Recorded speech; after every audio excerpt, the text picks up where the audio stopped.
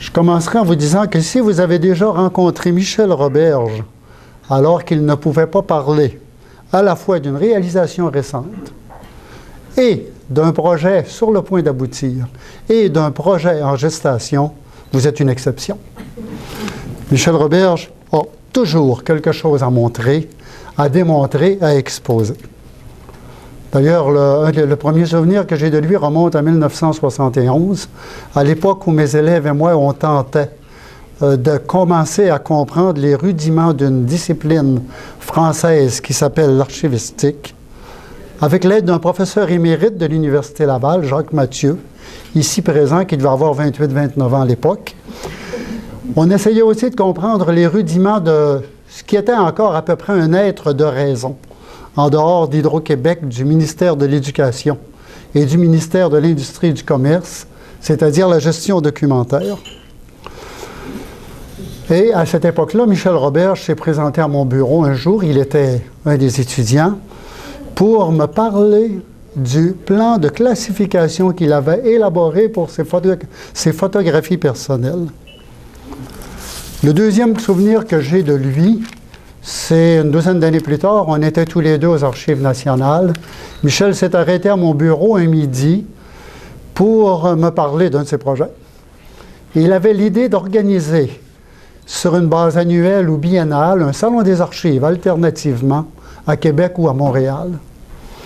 Le même jour, j'ai téléphoné à Ottawa pour dire au directeur général adjoint des archives, M. Will Brenner, que le Québec lui demandait de demander au gouvernement fédéral d'inviter le Conseil international des archives à tenir à Montréal son congrès de 1992. L'idée venait de cet échange que nous avions eu, Michel et moi. Depuis, Michel a tout fait en gestion documentaire, et à la douzaine plutôt qu'à l'unité. Il sait tout sur ce domaine qu'il a largement contribué à configurer au Québec, dans la francophonie et ailleurs. On pourrait dire que Michel a professé plus que tous les professeurs, a pratiqué plus que tous les praticiens, a créé... Je vais m'arrêter là.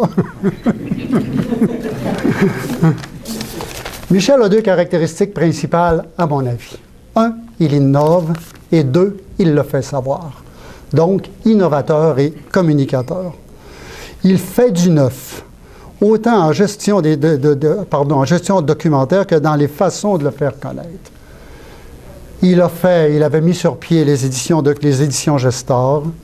Il a inventé un concept qu'on n'a pas essayé de pratiquer aux archives au début des années 80, le bureau sans papier, qui est devenu CIGDA, le système de gestion intégrée des documents administratifs, en collaboration avec le ministère des Affaires culturelles et la Régie d'assurance maladie. Il développe des logiciels, il définit des concepts, il alimente son blog professionnel.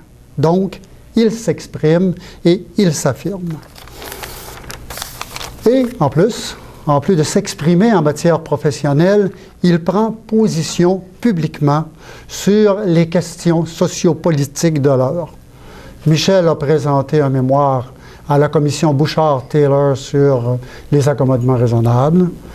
Michel s'est exprimé dans les journaux au début de l'été sur un événement qui a failli devenir une polémique, c'est-à-dire la commémoration de la bataille des plaines d'Abraham. Je m'arrête là. Il s'exprime sur toutes les questions qui lui semblent importantes. Et comme si ce n'était pas suffisant, il peint. Allez voir le site de Gestor, vous allez voir. Et il est aussi un dessinateur de talent. Alors, si vous cherchez quelqu'un qui veut établir un contact avec une personne intellectuellement reposante, dites-lui de se tenir loin de Michel Roberge.